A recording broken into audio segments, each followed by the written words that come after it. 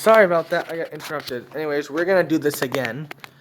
We are back in the garage today looking at the LiftMaster 3255, and the door is about to be adjusted later on.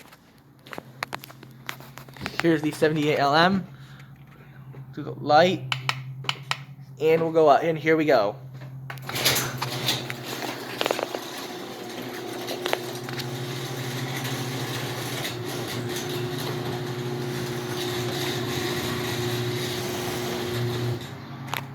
No, very nice. Let's run it back down.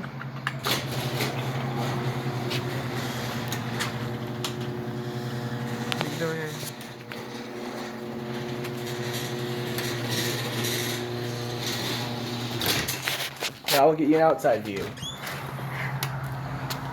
And to run it outside, we're going to use the 377LM keypad. Look away while I enter the code.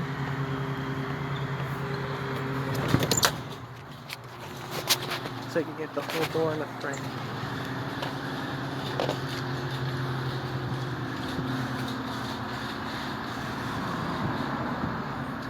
And we'll run that back down.